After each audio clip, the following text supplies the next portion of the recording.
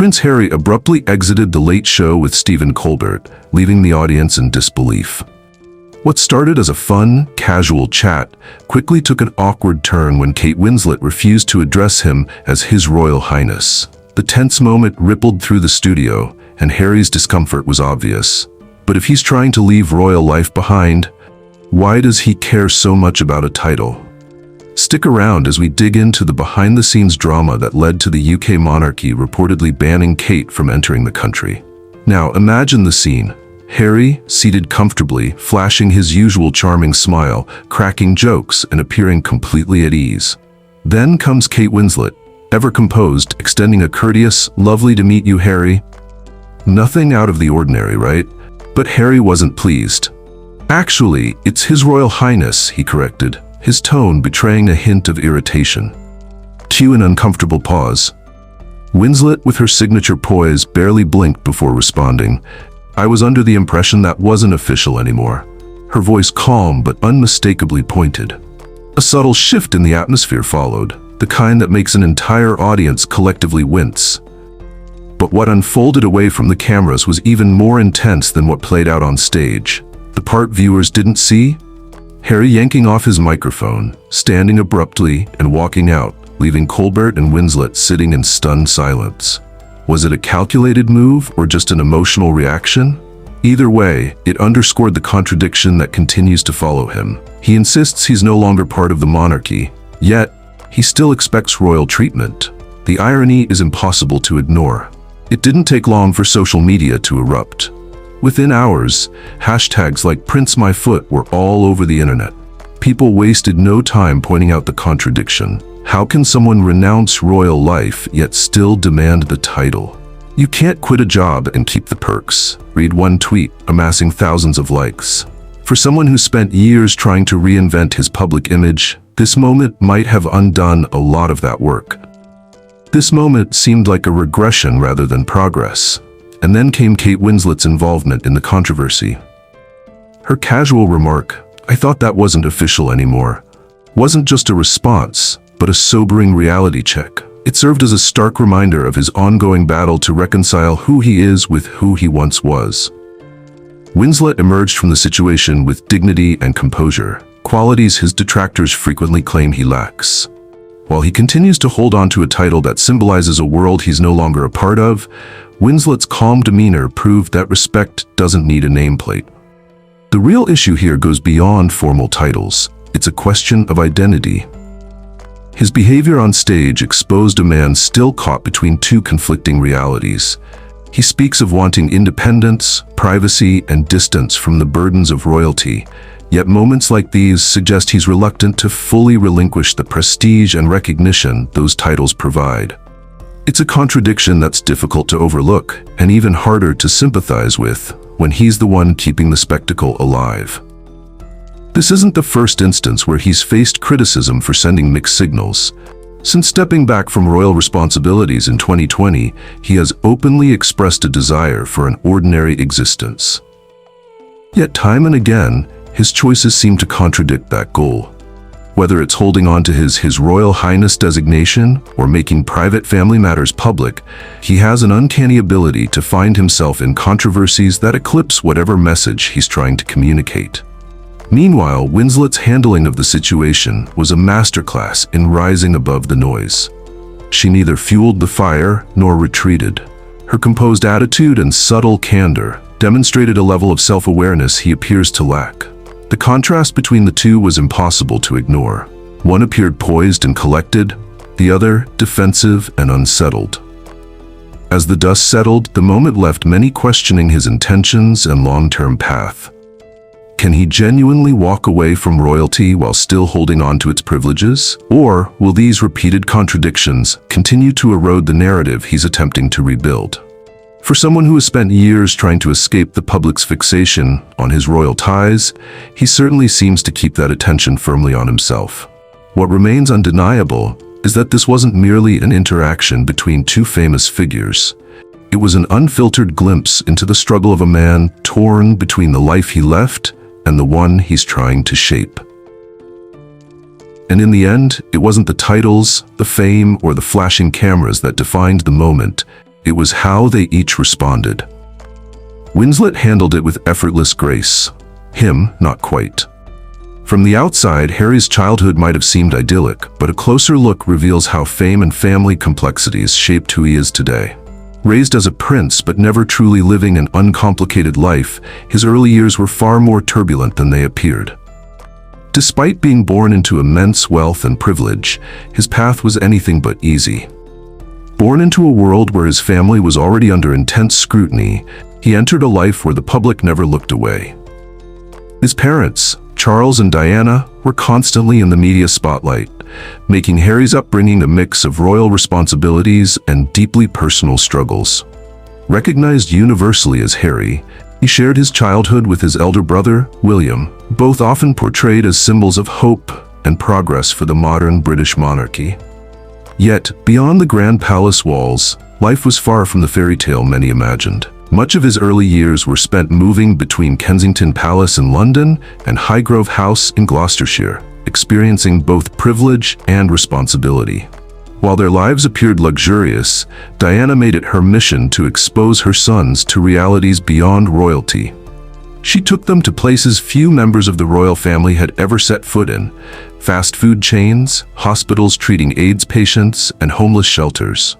These outings weren't just for publicity. They were Diana's way of ensuring her children remained connected to the world beyond their privileged bubble.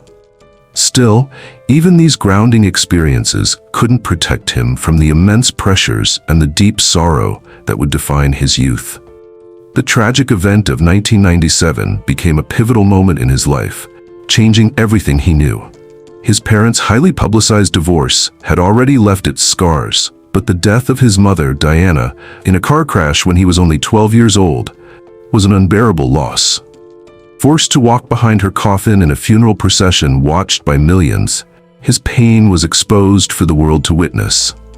That heartbreaking image of the young prince maintaining his composure during Diana's farewell remained in public memory, and the weight of that moment would shape him profoundly in the years to come.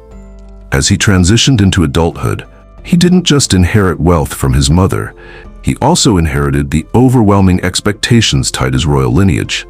Diana's estate, worth millions, secured his financial future, yet it couldn't shield him from the relentless public scrutiny that followed him everywhere. By the time he reached 30, he and William received deeply sentimental belongings of their mother, including her iconic wedding dress and cherished jewelry.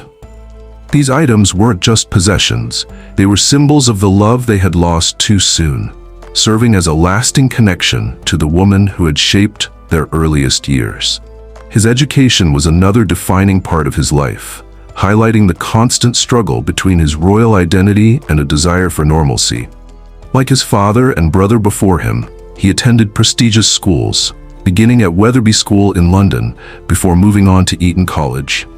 Eton provided a relatively sheltered academic setting, but his time there wasn't without controversy. Allegations of academic dishonesty and reports of struggling with schoolwork painted a picture of a young prince navigating challenges that seemed impossible to overcome. Despite these setbacks, his passion for sports and commitment to the combined cadet force revealed a side of him eager to forge his own path. After finishing his formal education, he embarked on a gap year filled with experiences that hinted at both his rebellious streak and his thirst for adventure. From working on a cattle station in Australia to participating in a documentary project in Lesotho, he embraced opportunities that took him beyond the royal sphere and into the wider world. Eager to explore life beyond royal privilege, he took bold steps outside his comfort zone. These experiences revealed a compassionate and fiercely independent side of him. However, this phase also signaled the start of a reputation that labeled him a rebel. The tabloids thrived on tales of his wild behavior, underage drinking, partying, and heated run-ins with photographers, portraying him as the misfit of the monarchy.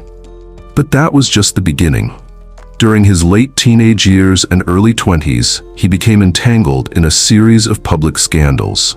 One of the most infamous incidents occurred when he attended a costume party in a Nazi uniform.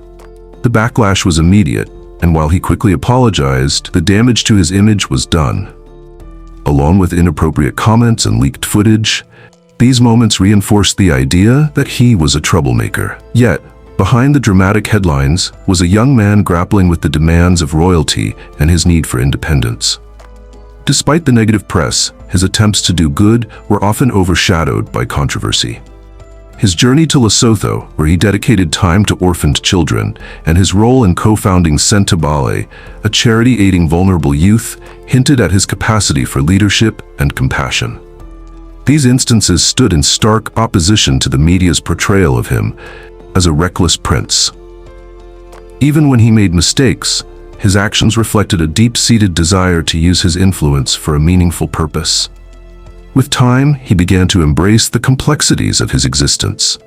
The young boy who once walked behind his mother's coffin grew into a man determined to preserve her legacy. Though his early years were shaped by grief and rebellion, they also set the stage for the leader he was becoming, a royal willing to defy convention and carve his own path.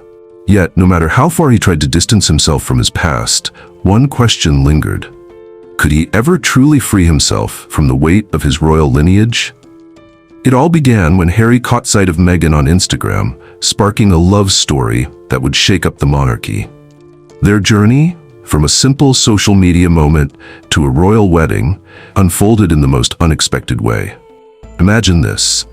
Harry scrolling through his feed when suddenly he spots Meghan, playfully using a dog ear filter. That single moment grabbed his attention, setting everything into motion. Before long, they arranged their first meeting, not knowing how much their worlds were about to change. Their first date took place at Soho House in London, though it didn't start as planned. Harry, delayed by traffic, arrived late and likely panicked at the thought of ruining his chances. Meghan, however, chose to wait, and as they talked for an hour, it became clear there was something special between them. They weren't ready to let go just yet. The following day, they met again, but this time, Meghan was the one running late. Interestingly, Harry didn't seem to mind, perhaps realizing that anything worth waiting for once was worth waiting for again. Their romance progressed at lightning speed. For a while, they managed to keep their relationship hidden from the public eye, an almost impossible feat when a prince is dating a Hollywood actress. But soon enough, the world would catch on, and their story would become one of the most talked about royal love affairs of modern times. During that period, they embarked on a journey to Botswana. Later on, Harry reflected that this trip solidified his feelings. Who wouldn't feel deeply connected when surrounded by endless wilderness under a star-studded sky?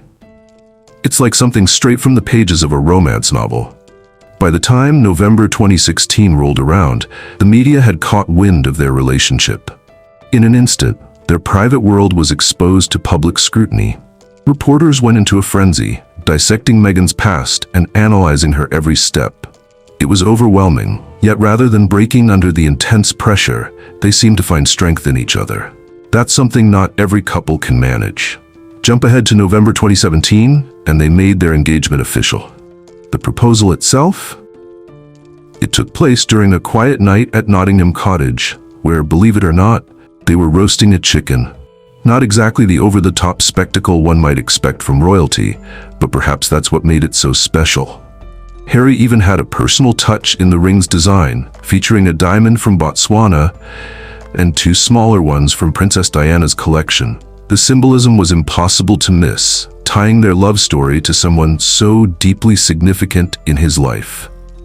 Their May 2018 wedding was nothing short of a grand affair.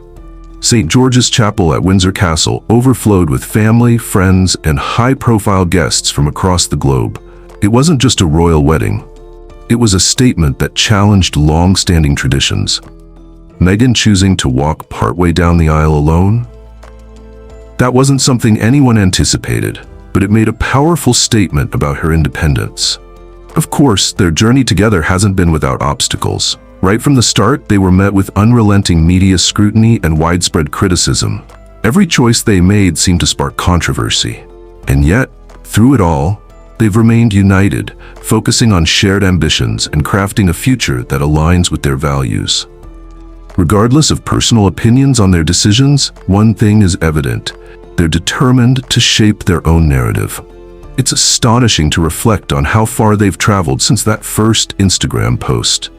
From secret meetups in London to establishing their home in California, their journey has veered far from the traditional royal path. But perhaps that's what makes their story so captivating. It's not just about love, it's about defying expectations and dealing with the consequences. What lies ahead for Harry and Meghan? Only time will reveal the answer. One certainty remains: they have no plans of slowing down. The royal family's legacy is constantly evolving, with each chapter influencing how the monarchy adapts to an ever-changing world. The British royal family's history stretches back so far, it's almost unfathomable. More than 1,000 years ago, its roots began taking shape.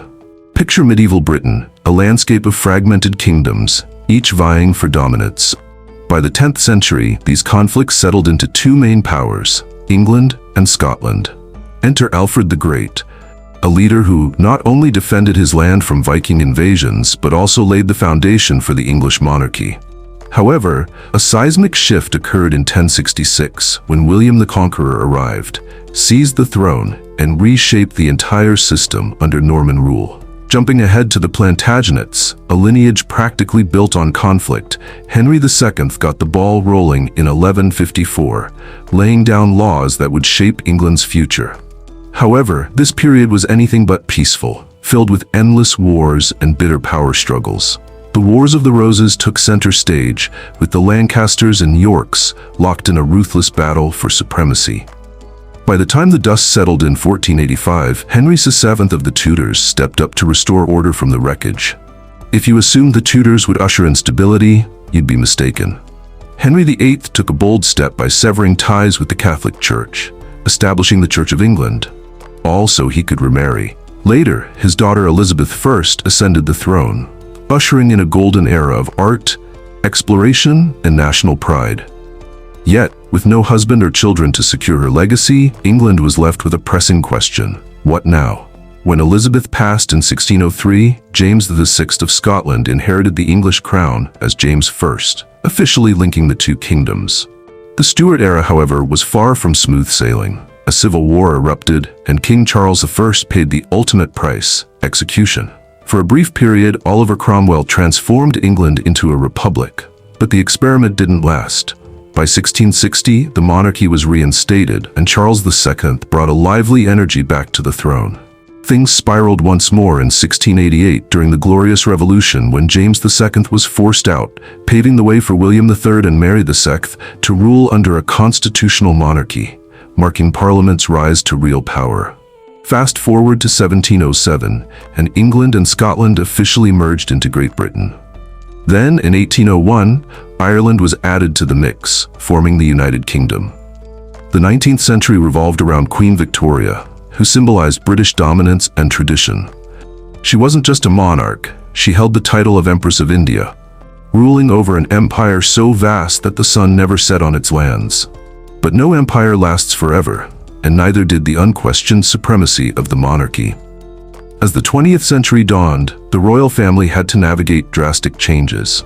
With anti-German sentiment rising during World War I, King George V dropped the family's Germanic name, rebranding them as the House of Windsor in 1917.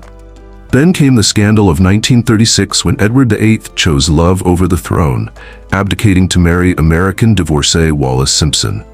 His brother George VI had to step up, steering Britain through the trials of World War II.